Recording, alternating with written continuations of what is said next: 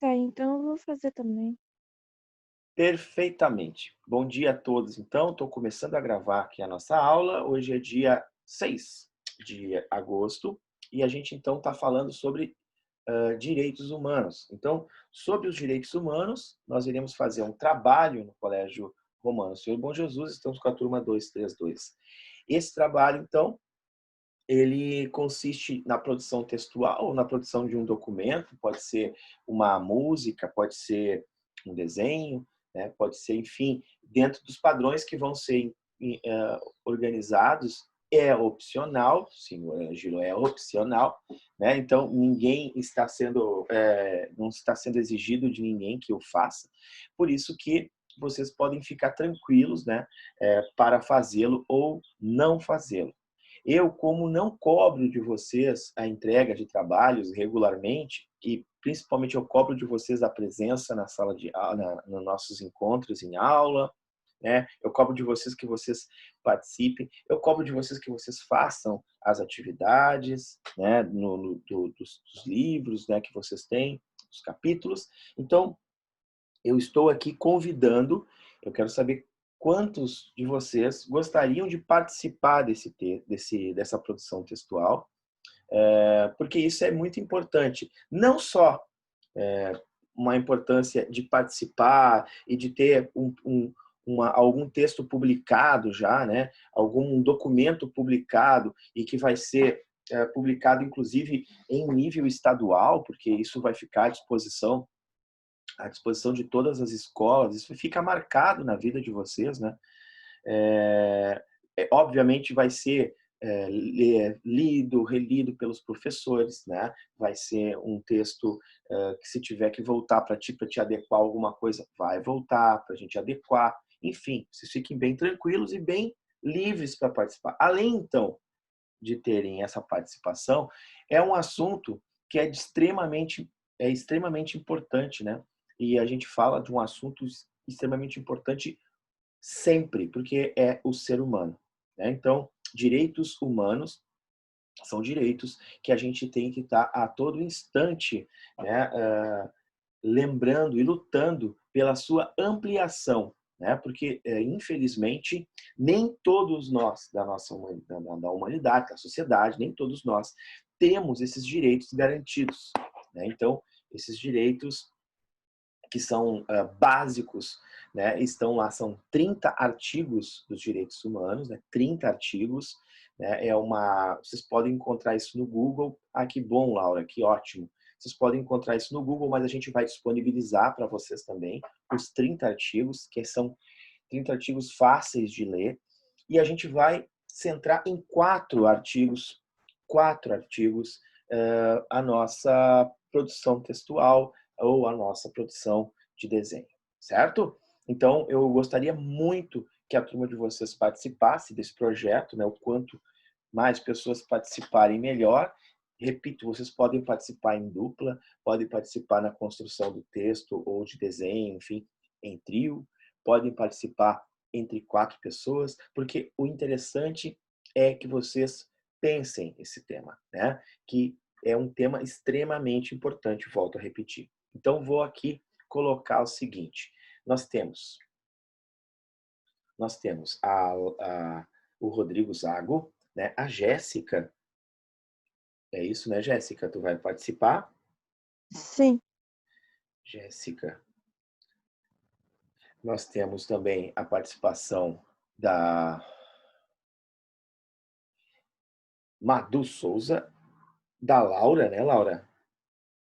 Que bom. Laura, Madu, Madu Souza. Quem mais? Quem mais pode participar? Tem mais alguém interessado, gente? Deixa eu ver se eu esqueci alguém aqui.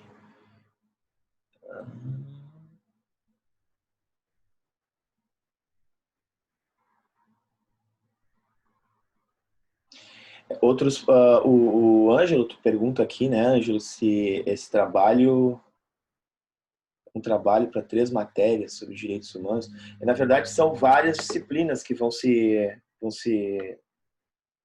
misturar nesse tema, na verdade, né? Então nós temos aí o pessoal o pessoal, nós temos aí o português, que vai falar sobre direitos humanos, nós temos... Ah, bom, que ótimo.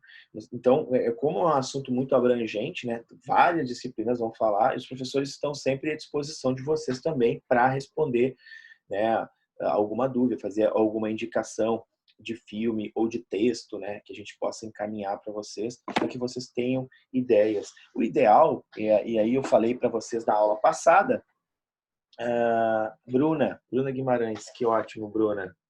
O ideal, na aula passada, que eu falei para vocês, é que vocês escolham o tema a partir das coisas que nós discutimos, né? Então, que vocês escolham um tema que seja assim relevante para vocês. Luísa, tá legal, Lu.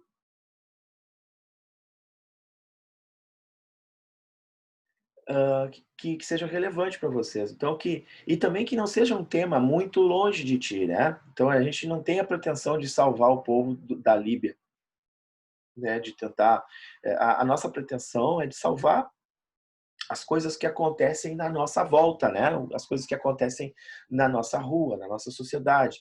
Às vezes no nosso prédio, né? Às vezes embaixo do nosso prédio, tem uma marquise, né? E aí as pessoas dormem ali. Então, o quanto eu posso ajudar essas pessoas para saírem, né, dessa situação e se tornarem pessoas com dignidade, né? Pessoas melhores, enfim.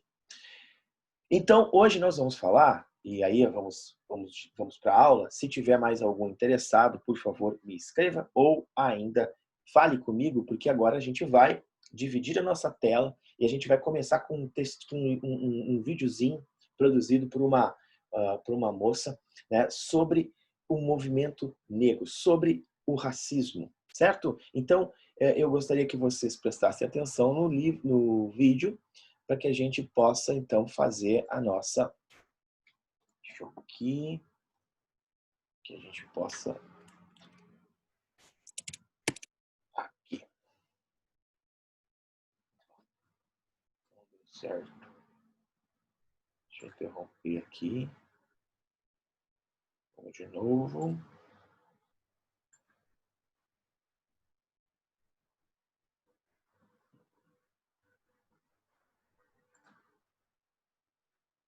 Vamos lá, então. O Brasil foi o último país do continente americano a abolir a escravidão, em 1888. Mas mesmo livres, 1,5 milhão de pessoas negras foram colocadas na sociedade brasileira sem nenhum suporte. E por conta dessa herança histórica vinda de centenas de anos de escravidão, é que nasce o que chamamos de racismo estrutural. O racismo é uma forma de discriminação que tem raça como alvo, que se manifesta por meio de práticas conscientes ou inconscientes, como um conjunto de hábitos, situações ou falas embutidas em nossos costumes, e que promovem, direta ou indiretamente, o preconceito e a segregação racial.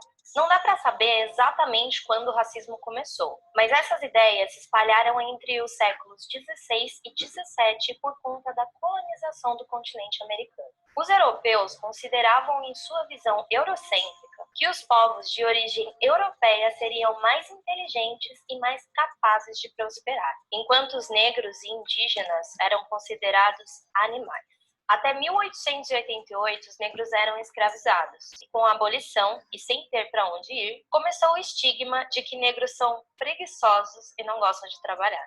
E nesse momento, a sociedade, os lugares e as oportunidades ainda preservavam o pensamento escravocrata e calavam a voz dos negros. Não foram elaboradas leis que contribuíssem para combater esse abismo social, causado pelas décadas anteriores, inserindo os negros na sociedade. Os parâmetros para a criação de leis seguiam em um pensamento europeu, que defendia brancos, cristãos e homens. Recém-libertos, os escravizados foram morar em locais onde ninguém queria morar, como os morros, formando as favelas, sem emprego, sem moradia digna e sem condições básicas de sobrevivência. E mesmo depois de 130 anos de abolição, ainda é muito difícil para a população negra ascender economicamente no Brasil. E mesmo que ascenda, infelizmente ainda vai ter uma experiência de racismo para contar.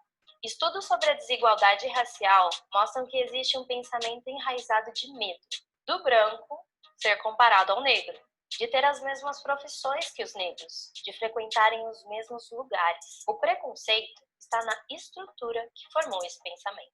Outra forma de racismo estrutural muito praticado, mesmo sem intenção ofensiva, são as falas e hábitos de linguagem pejorativos incorporados ao nosso cotidiano. Quando usamos expressões racistas como a palavra denegrir, que nada mais é do que tornar algo negro.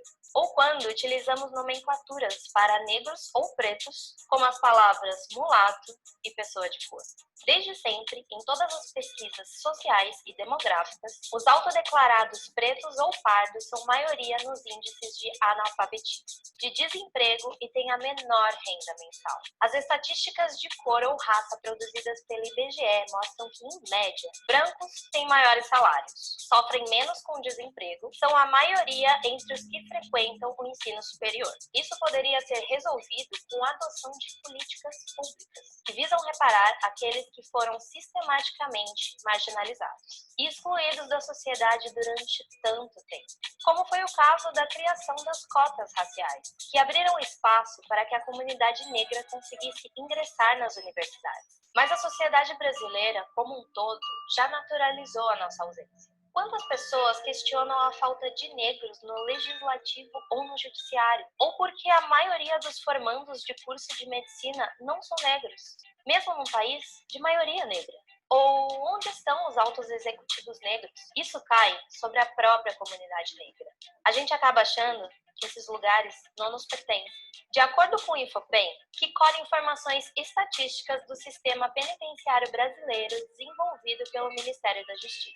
Além da precariedade do sistema prisional, as políticas de encarceramento e aumento de pena se voltam contra a população negra e pobre. Entre os presos, 61,7% são autodeclarados pretos ou pardos. E mesmo depois de tudo isso, ainda tem gente que nega que o racismo ainda existe. Ah, mas se eles se esforçarem, eles vão chegar lá. Como se fosse possível chegar no mesmo lugar e no mesmo horário, saindo com bastante atraso. Ou você acha realmente que as oportunidades dadas aos brancos são as mesmas dadas aos negros? É preciso reconhecer que o racismo existe e ele está enraizado nas estruturas da nossa sociedade. E entender que, como já diria a maravilhosa Angela Davis, numa sociedade racista, não basta apenas não ser racista, tem que ser antirracista. Porque essa luta não é só nossa, dos negros, essa luta é de todos.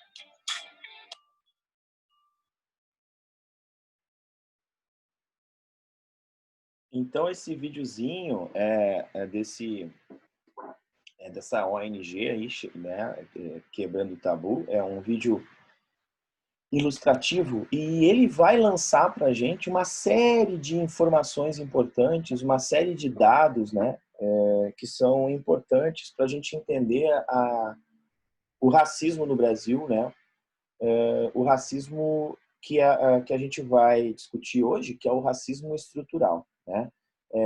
Ou seja, que está presente na estrutura de sociedade que nós temos hoje, né? Que é uma estrutura de sociedade que ela não foi construída por um governo, ela não foi construída nos últimos 10 anos, ela não foi construída este ano, porque a gente está num ano atípico na humanidade, né? Que é o ano da pandemia, é o ano dessa loucura toda. Não. O racismo estrutural, ele existe porque ele foi ao longo da formação, ao longo da construção do nosso Estado brasileiro. Então, ao longo da construção da nossa identidade, ao longo da construção, e quando eu falo nossa, eu estou dizendo do legado que nós trazemos conosco, né? Que são as tradições, a cultura, né? A linguística, a neurolinguística, né? Então, toda essa evolução, digamos assim, essa transformação social que nós vivemos hoje, né? Ela é fruto, obviamente, pessoal, de tudo que já passou. Então, o racismo ele vai estar presente nas estruturas, nas entranhas das nossas relações sociais, relações familiares, nas relações de trabalho, nas relações de conversa com amigos, nas relações escolares, né, nas relações profissionais, né, de conversa com o meu patrão, nas relações, enfim, entre amigos, né? Eu já ouvi gente dizendo mil coisas, assim, tipo, pois é, esse meu amigo, mas ele não dá bola, ele não liga, né, para essas coisas de racismo, né? Então, por isso que eu trato ele desta maneira, né? Eu brinco, isso é uma brincadeira. Então, vejam que essas pequenas coisas, né, que vão colaborando para a estrutura do racismo, né? Porque raça existe uma, né, que a gente sabe, que é a raça humana. Apesar de a gente achar que muitas vezes tem alguns que parece que nem são seres humanos, mas parecem um ZT. Mas a raça é uma, é a raça humana.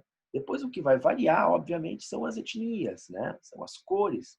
E não é feio dizer que o fulano é negro ou é preto, né? Que tu é negra. Aquela moça, né? Aquela moça, não preciso dizer aquela moça negra. Não preciso dizer, eu tenho que dizer aquela moça, né? Então, vejam que às vezes fica uma situação muito delicada, né? Tratar isso, né? Por isso que o nome dessa ONG é muito interessante, porque é quebrando o tabu, né? Ou seja, vamos falar de uma coisa que às vezes a gente foge do discurso, né? Eu não sei o que vocês acharam. O Lorenzo quer participar também. Tá legal, Lorenzo. Deixa eu anotar. Eu não tinha anotado teu nome.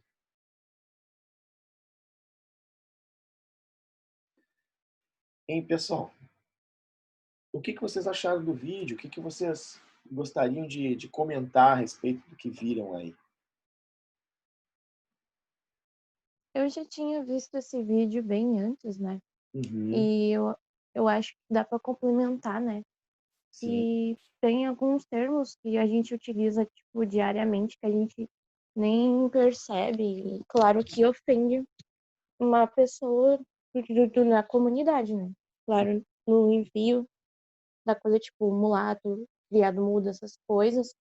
A gente vai usando esses termos, a gente não percebe, tipo, o grau que isso é tão racista, tanto que aquilo pode gerar uma comoção emocional da pessoa em si, né? Pessoa preta, no sentido. E eu acho importante também lembrar que eu acho que não nada a ver essa coisa, tipo, por que tem racismo com as pessoas, sabe? Até hoje eu não consigo entender isso. Não consigo mesmo. Só um sim. desabafo. É complicado. Mas é importante. Um aluno do Dom Bosco, eu dou aula lá também, ele me disse, professor, o senhor já precisou se segurar? O senhor já ouviu a sua mãe dizer para o senhor que não era para correr na rua? Eu, o quê? Eu, como assim? Sim, a minha mãe passou a minha infância inteira dizendo que era para eu não correr na rua. Mas por quê? Ela não queria que tu te machucasse? Não, professor, olha a minha cor, professor. Eu estava dando uma aula para ele sobre escravidão. Aquilo me arrepiou, né? Porque aí eu perguntei, mas por que isso, né? Eu não perguntei para ele, eu perguntei para mim. Mas é uma questão óbvia, né? Imagina tu numa parada de ônibus, né? Olha o preconceito da gente. Aí vem alguém negro correndo para pegar o ônibus, né? Quantas vezes, né? Os policiais de São Paulo, a gente vê as notícias, não, mas é que ele estava correndo, e aí a gente atirou. Por quê? Por causa da cor, né? Por causa do preconceito, né?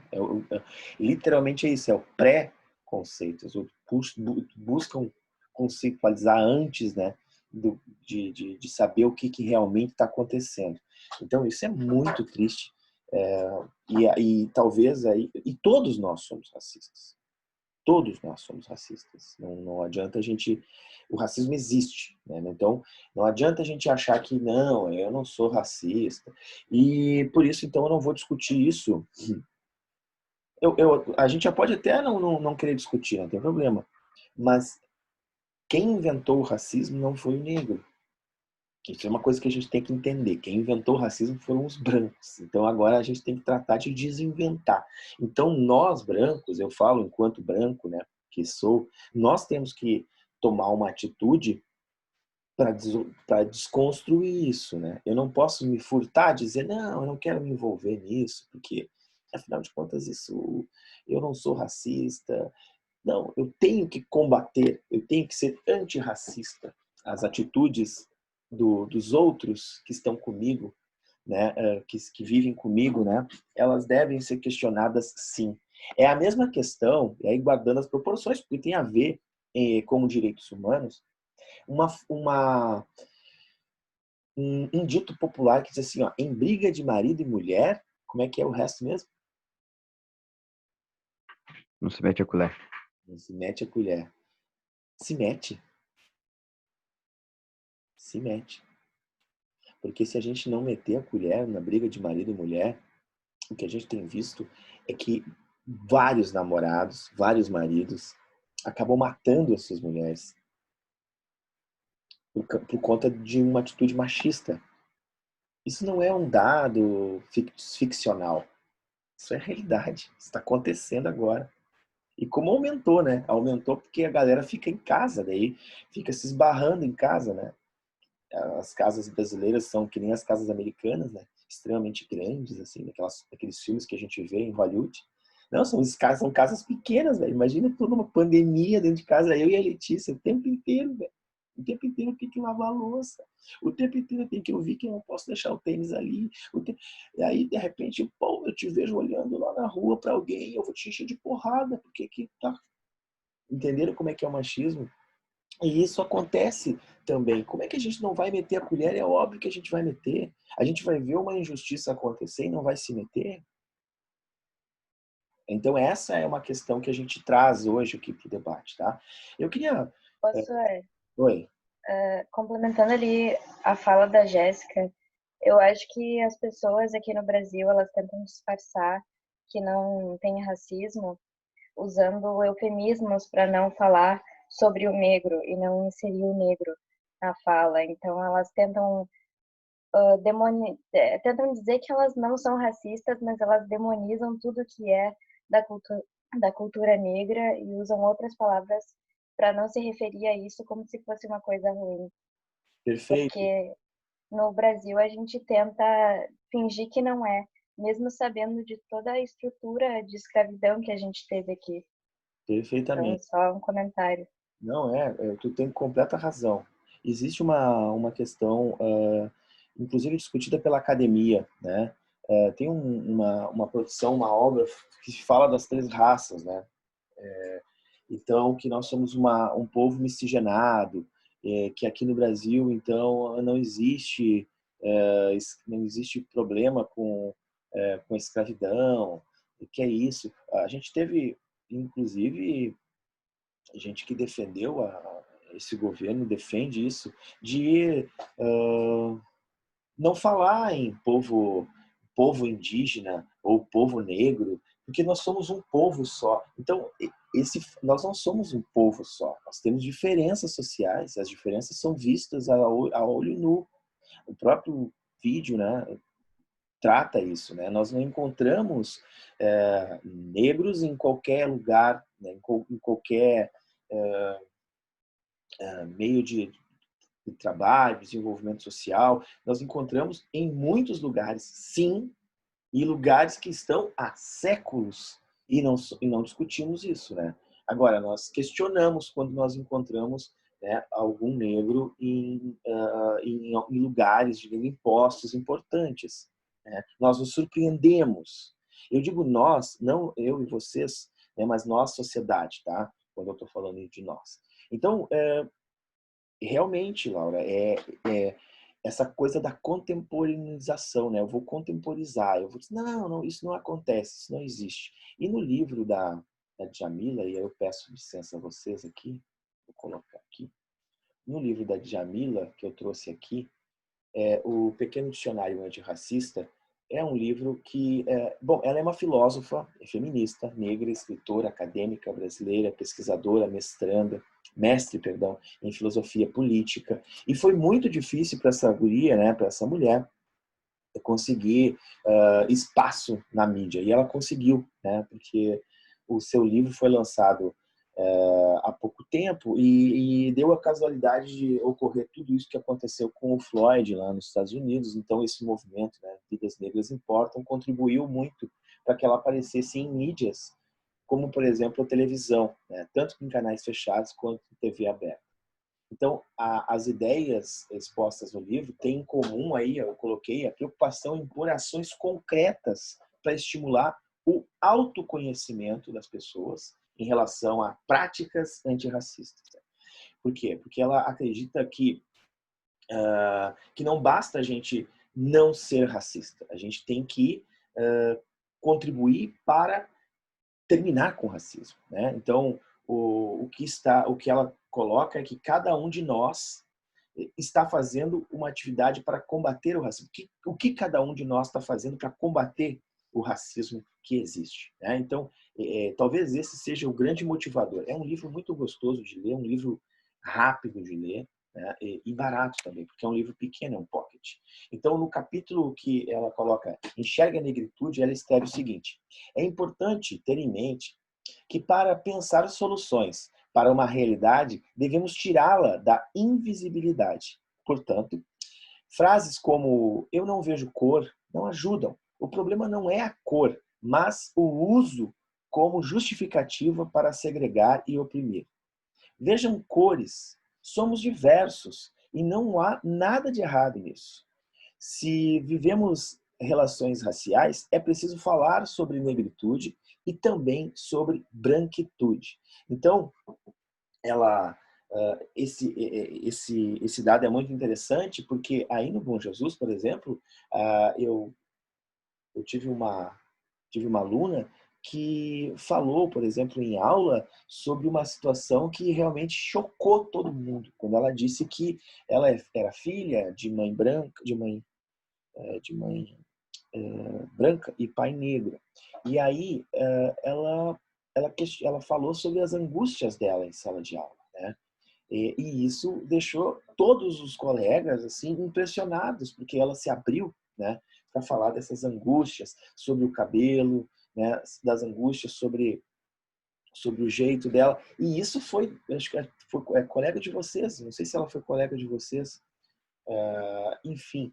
E isso realmente pesou muito no andamento das coisas, né? Eu achei interessante porque, de certa maneira, a gente vai se abrindo, né, para problemas que são tabu realmente na nossa sociedade. Em cada capítulo que ela vai descrevendo, né, a Djamila, o racismo, ela traz dados que mostram referências de intelectuais negros, coisa que a gente às vezes não estuda, né? Então a gente não estuda, por exemplo, a gente não estuda na filosofia filósofos negros.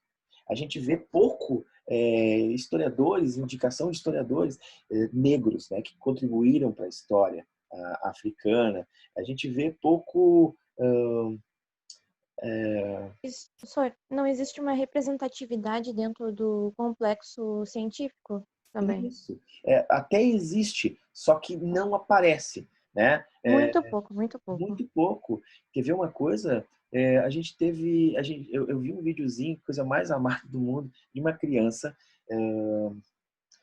orgulhosa, né, da apresentadora do jornal Hoje, que é a Maju Coutinho, né? E a criança ela com o cabelo igual a da Maju, né? E ela se via ali, né? Ela se via na imagem daquela apresentadora. E ela sonhava em ser apresentadora de televisão. E por que não ser apresentadora de televisão? Né? Porque ela está vendo que tem um apresentador de televisão que é igual a ela, coisa que ela não via de repente, né? E ela é tão pequena para isso, né? E ela vai crescer e ela vai ver mais pessoas, não só apresentando televisão, mas apresentando não, sendo professor, né? Quantos professores negros vocês têm, né? Então, vejam que quando nós não vemos, quando nós não nos sentimos representados, a gente se sente estranho a isso tudo que acontece, né?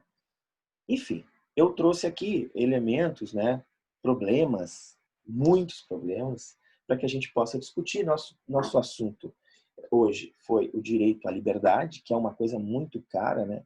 A gente tem direito de ser, né, tem direito de produzir. A gente viu que ao longo da história, na aula passada e nesta, que ao longo da história houve uma segregação, né, no Brasil, muito silenciosa, muito diferente, por exemplo, da segregação que há nos Estados Unidos, por exemplo. A gente gosta muito de comparar, tem vários políticos que gostam de comparar, né, os Estados Unidos com o Brasil. Mas lá nós temos 12% de africanos, afrodescendentes. Aqui no Brasil a gente tem 56%. Nesse vídeo está 55%, mas já são 56%. Então, quer dizer, cara, é mais da metade da população, né? Apesar de que aqui no Sul a gente tem menos negros. Fala. Não, há uns 2 anos atrás, quando teve um debate na Feira de Direitos Humanos lá no colégio, que tava até, acho que é o Jorge Terra, aquele advogado dos direitos humanos lá, Sim. eu questionei a Noelci, o colégio em si, porque a gente não tinha professores negros, eles estavam falando sobre isso. Perfeito, me E lembro. a Noelci depois me chamou, na hora ninguém falou nada, a gente continuou o debate e tal, e depois a Noelci me chamou. E ela falou que não era porque os negros não mandavam currículo para a escola, por isso a gente não tinha professores negros. Mas a gente tem, por exemplo, negros na área da limpeza da escola e tudo mais. E eu questionei ela sobre isso. Ela disse, que a gente não contrata porque realmente eles não mandam currículo e tal, e não pedem a vaga. E eu acho, não sei se é verdade isso ou não, nessa. Eu também não, porque eu não sou da área de recebimento de currículos, né? A nossa aula vai terminar, mas isso que tu falou, Madu, é muito importante, porque isso vai bem ao encontro do que a Jéssica disse, né? A gente só se sente representado quando a gente enxerga, né? Então, um aluno no colégio, quando ele não enxerga professores negros e enxerga funcionários de limpeza, como é que ele pensa o futuro dele? Pois é, Sori, não tem representatividade, né? Tudo isso que a gente falou está gravado. Tudo isso que a gente falou serve para que a gente se estimule para poder escrever. Conversem entre vocês, vejam o que dá para fazer. A gente volta na próxima aula. A gente vai ter mais aulas sobre isso e os professores vão fazer um debate sobre isso também. Então, conversem com os profs e na aula que vem a gente se fala. Um beijo para vocês. Bom fim de semana para todos. Tchau. Tchau, Sor. Tchau, Sor. Tchau, Sor. Tchau, Sor. Obrigado. Falou. Tchau, Sor. Tchau, gurizada. Tchau.